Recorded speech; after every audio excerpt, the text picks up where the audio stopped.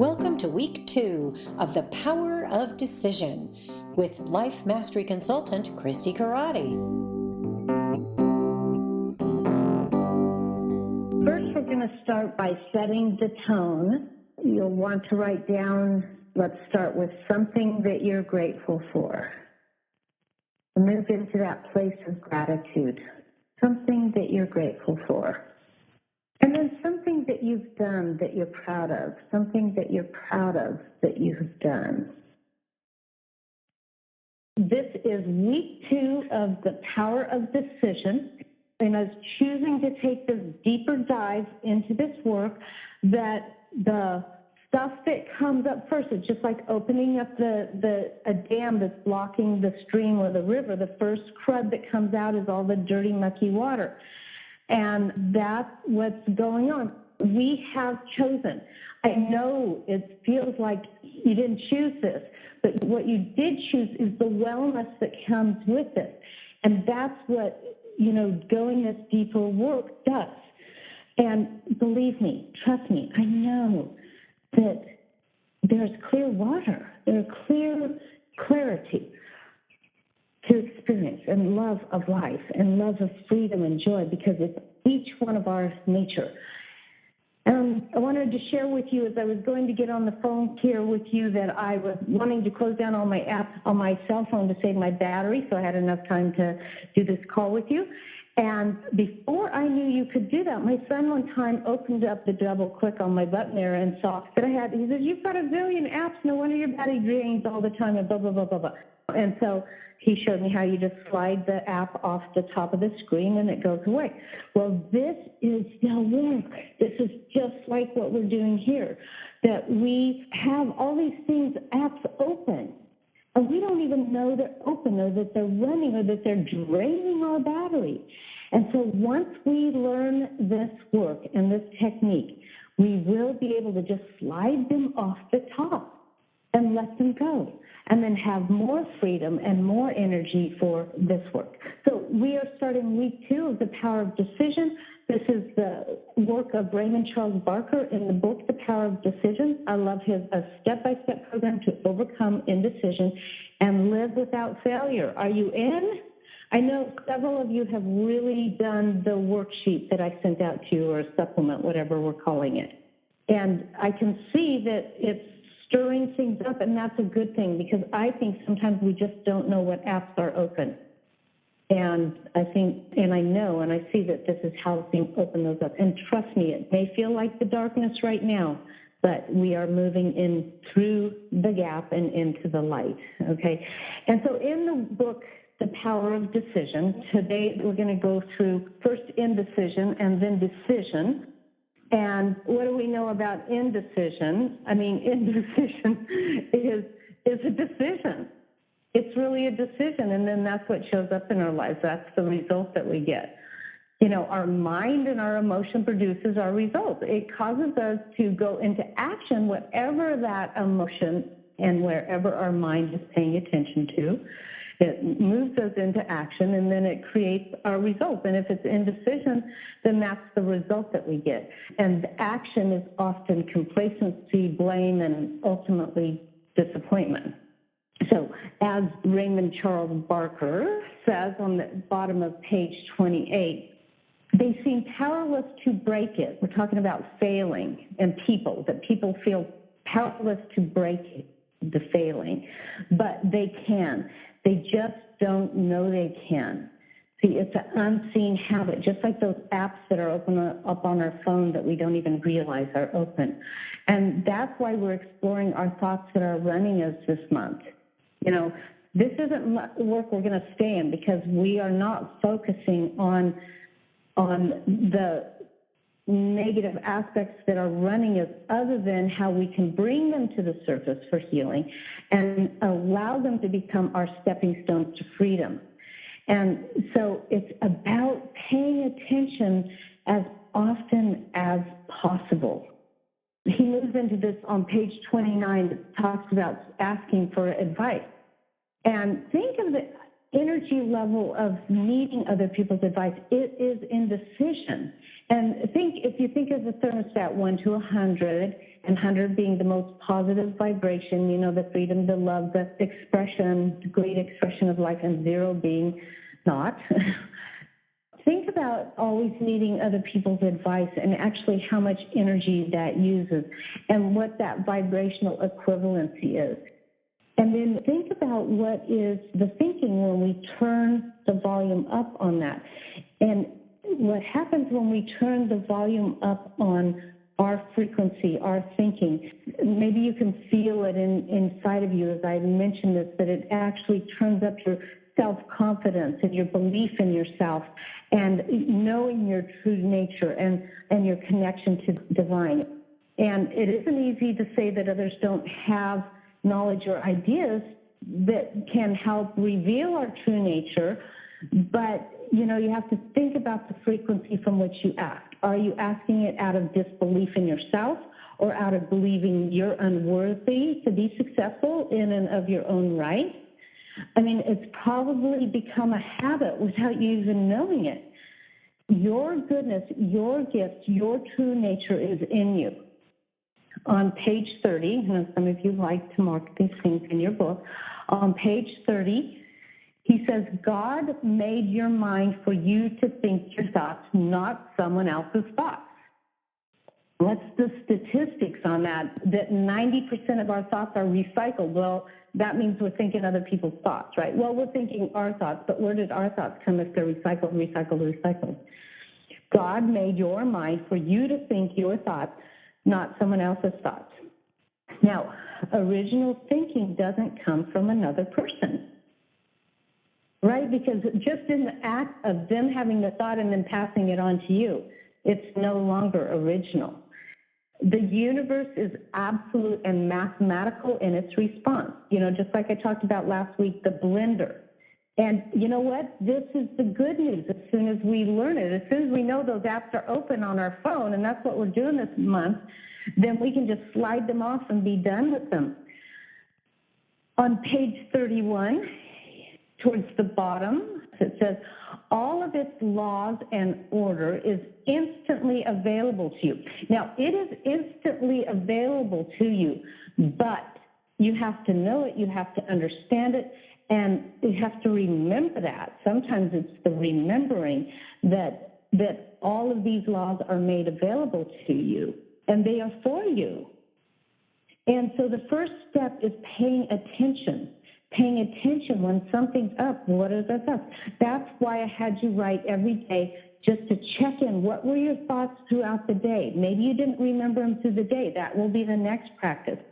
So one of the practices that I like to teach people is about vision of a problem coming towards you. So usually a problem comes upon us and we realize it in hindsight and like, oh gosh, that was the wrong road to go down, or that was not the best decision to make, or or that problem came at me and I didn't even know it.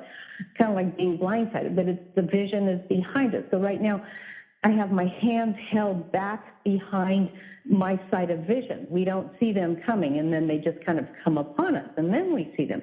But the practice is to bring them into our peripheral vision, and now my hands are just so that I can see them. And so what that means is that the problem might be coming down the street, and we can see it. We might not be able to stop it or deter it, but the first step in noticing or thinking, paying attention, is to go, oh, look, there that thing again is coming at me. It's working me again. And I'm in it. Oh. And then instead of going, oh, I suck at this, I can't get this, we don't want to go there. We want to acknowledge ourselves and go, yay, it's in my peripheral vision. At least I'm noticing it. This is the beginning of working this out. And then the practice is to see it coming out the road, and now my hands are out in front of me, and I see the problem coming, the thought, the idea, the belief system coming at me, and I hold my single finger up and I shake it and say, no, no, no, no, you're not coming for me. I see you coming now. But the trick of this is to be in the peripheral vision and say, oh, I see it. and I bless myself and I love myself in the midst of seeing it going on right now. Do you know how many people don't see that it's going on? You are a minority in the fact that you can see that your thoughts and habits, and that's why we're writing these down on a daily basis, is to check in and say, where were my thoughts today? What was I doing? It's about deciding what to put in your own personal blender and ask yourself, is this my thought or did I get it from someone else? Is it something I've bought into? Did I see their success and believe this was the way to success? See, not everybody's way to success is your way to success. There's not just one way to success. It works differently for everyone. And you have your own way to success. And even if you haven't learned the formula, that formula must become yours. It's your true nature. It's actually not must become yours. It is yours, and we are just uncovering and revealing your own personal formula of success. And success is in all arenas, in our health, in our relationships, in our workplace, in giving our gift out in the world, of having the time and freedom to live a life of being in joy. That is our nature, and there's a reason that that's our nature. It's kind of like the divine desiring that through them. Maybe the way to a successful health coaching business includes photography. Who would have thought? That's one person's possible path, and no one's ever done it that way before. Or the formula to become a great singer. The true formula is in the heart, right? What a beautiful gift, the love and the ability to give the gift of an amazing song on a bride's wedding day. This is an extraordinary gift, and it comes from the heart. And who would have known that would be a path to success? And it was very special to me. Music at my wedding was so important. I flew a harpist out from Arizona just to come and play at my wedding. So think about that gift. And once we access giving our divine gifts or gift, once we get ourselves out of the way, then that's freedom, that's harmony. But how do we get there? And the steps are important, the action. But to think of us thinking we know how we can stop the flow of allowing the amazing infinite mind to help us out, that's the how. We don't need to know the how. Yes, what's my next step, but not the how. And so RCB, Raymond Charles Barker, says on page 34, you do not need to know how the final results will come to pass. That is the function of the subconscious. That's interesting, isn't it? That's the function of the subconscious. It has ways and means that, if they were known, would stagger the intellect. You do not need to know how the final results will come to pass. That is the function of the subconscious. And here I would say, once we clear out our subconscious, it can be an open channel for the expression of the divine. That's what's going on here. It has ways and means that, if they were known, would stagger the intellect, right? So if we try to think with our small mind, then we limit that effect that will stagger the intellect, that result that will stagger the intellect. And the good news is that we keep moving in the direction of our dream, and greater ways and means that stagger our intellect will occur. And on the next page, he says on 35, let God be God and keep your hands off the process. And I know that sometimes feels really, really scary. And that scariness is like there to help us take that deeper dive in faith. Trusting the divine. You are wow. You are creative. You are successful. So you can read this chapter on indecision, and all that this chapter talks about in indecision is about that it's important to make a decision. And we know that, right? So let's get into the decision part, and that starts on 53. A couple of things to note at the beginning of this. No creative process can begin until the decision is made. But remember, all is decision, right? At the next paragraph, having made the decision, every right idea will flow into my consciousness. Now, we have to do the work of uncluttering the subconscious so that is what comes to the surface. But we want to start with that decisiveness. Each idea will reveal itself at the instant I need it. So this is a great affirmation. Having made the decision, every right idea will flow into my consciousness. Each idea will reveal itself the instant I need it. The creative process awaits your decision and your calm acceptance of the necessary work on your part following the decision. So if it's not calm work, then the universe is hearing that. And this is about practicing no matter what's going on. And I know for several of you, there's just like stuff going on. That's because you're in this work, so just stay with it, okay? No one on earth is better equipped to determine your good than you are. The universe has no favorites, and God knows no special person. None of us are outside of this. And if we feel outside of this, we have to really dig down and unlock that hold that habitual thoughts have on us. That is an operating system that's holding us, and we have to open up our app and flip it off, turn it off. No one else on earth is better equipped to determine your good than you are. The universe has no favorites. God knows no special person. If it's available to anyone, it's available to you. We just need to uncover the gunk. We just need to unstuff that dam. So in this chapter, there are two important thoughts. One is the I am consciousness, and the other is the intuition trap door. And I'm going to talk about those two. Now, the I am consciousness isn't being the one or the consciousness. It's about us being the drop within the ocean, or maybe even still the ocean within the drop of water. That's how integral we are. It is where we can really get that connection with the divine. So the I am consciousness is about going to that real place of being able to ask and get to the source. So I'm on page 56. He actually does a little guided experience to help move us to that I am consciousness. This is a guided meditation. If you're driving, please pause the recording. Obviously, do not close your eyes while you're driving. Even just listening to it might make you a little less attentive on the road. So please stay safe by pausing this recording. You can listen to a separate recording later when you're in a safe place to do so. Thank you. So I'm just going to read this, and I want you to close your eyes, and I want you to be in this. So close your eyes and take a moment to relax your body as completely as you can. Place your feet flat on the floor if you're able. Sit in a comfortable position. Let your hands relax and be at peace. Think of yourself as being unlimited, spaceless. What does it feel like to be spaceless?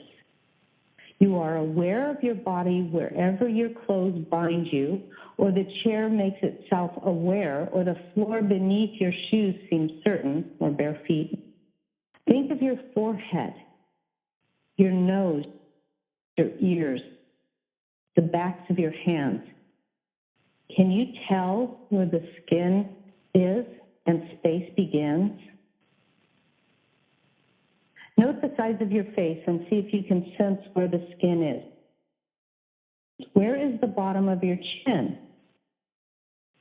In this relaxed position, it is almost impossible to define yourself as body, meaning outline and limitation. You realize that you are not just your body. You are consciousness.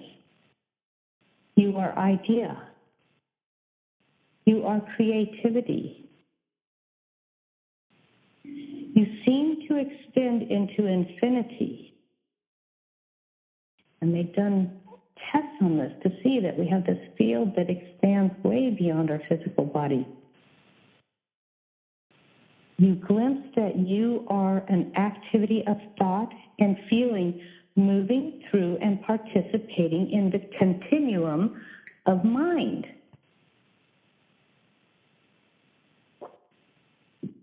As you practice this simple exercise, you lessen the hold of the body consciousness that has been ingrained in you by experience. You sense that what the ancients called the invisible and eternal self, that which you really are because you have always been it. This is correct self-awareness, and it's unconditioned by time or space. It knows no limitations. It only knows expansion, unrestricted by past experience. It has not mortgaged its future. It trusts in the infinite intelligence and its ceaseless activity idea. So feel that part of you that goes both inside and out, beyond the container, the limitations of the physical body. And now come back into the room so you can hear more about what you just experienced.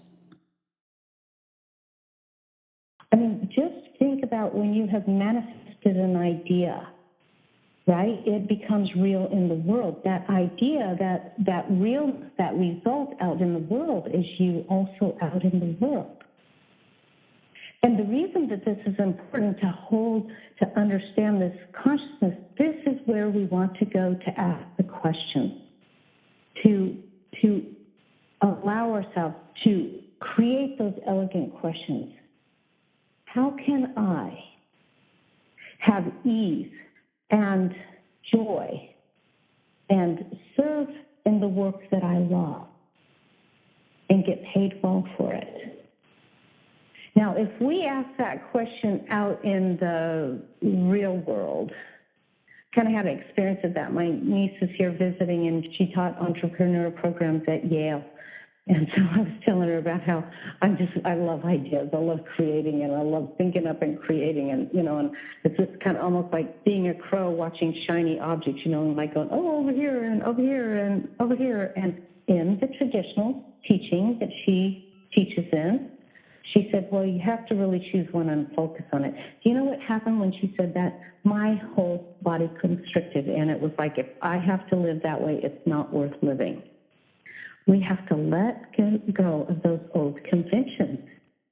And it's in this place that I just guided you to, that you have that connection with the divine. Now, this is how a mastermind works, and we've done this before. And this is how a mastermind works if it's done properly. You can use a group of people to help you move to mastermind. And that's different than asking for advice from other people, because if it's done correctly, it's not brainstorming. And you can tell the difference because people will say, well, what I did was blah, blah, blah, blah, blah. Well, that's their human experience. And when you're accessing the mastermind, you're all tapping into the same place that your self-awareness comes.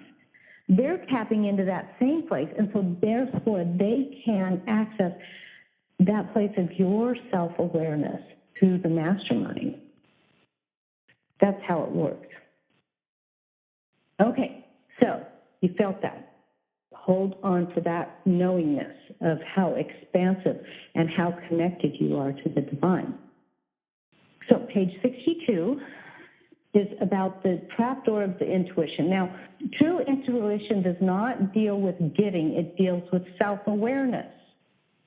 Are we getting the theme here? Self-awareness, right?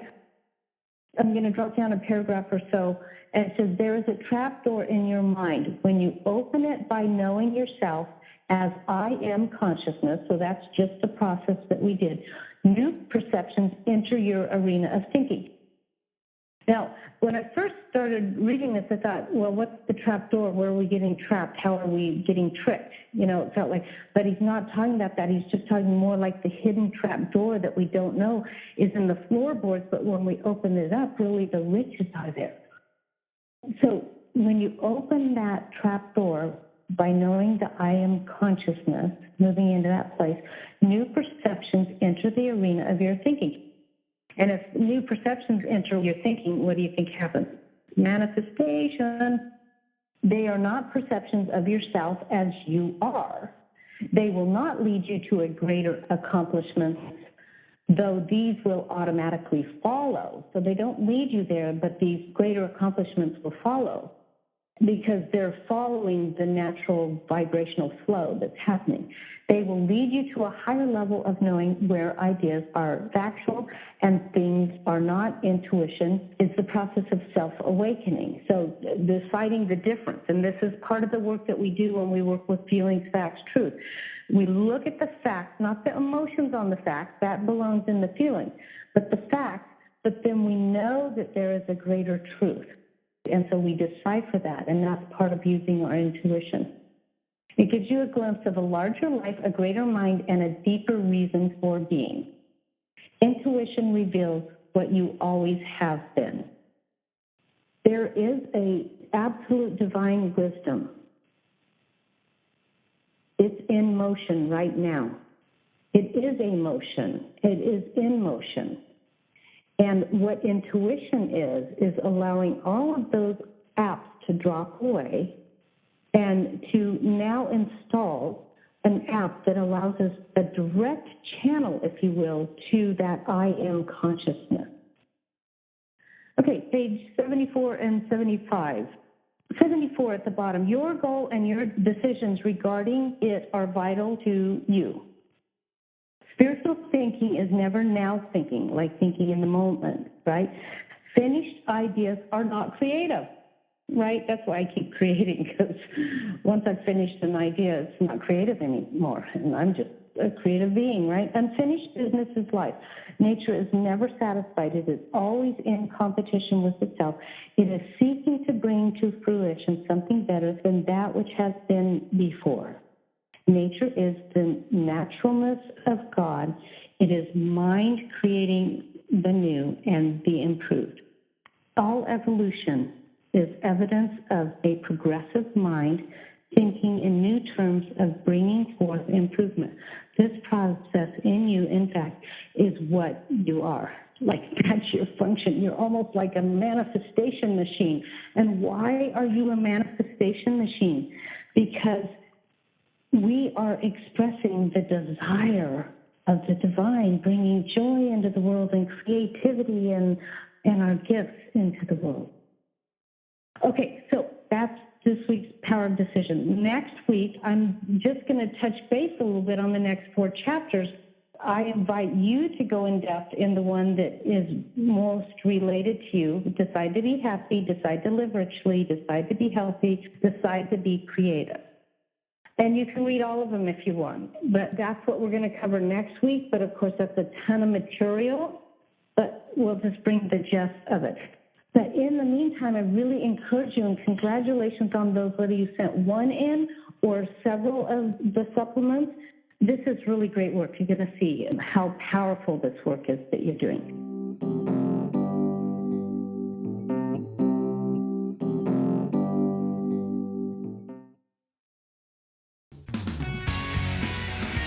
Thank you for listening to this podcast. Here are 2 exclusive podcast listener offers. First, for a limited time, podcast listeners can work with Christi in person at a deep discount. Christi offers a unique coaching modality of her own creation that helps clients discover their own answers to where they're stuck and how to move forward. As one of her clients puts it, it always works. This transformative process is designed to help you identify blocks and create breakthroughs in your personal and professional life. As a thank you for listening to the podcast, you're eligible for a special discount. Normally $97 for a half-hour introductory session, podcast listeners get a $70 discount automatically applied if you use this link, masteringtheartoflife.com/podcast-IWD-offer. That's masteringtheartoflife.com/podcast-IWD-offer. And that link is in the podcast general description as well. Second, you can get the entire library of Mastering the Art of Life with PDF notes and worksheets for each lesson, plus bonuses at no cost at masteringtheartoflife.com/9-month opt-in, all one word, masteringtheartoflife.com/9-month opt-in. That link is also in the general podcast description.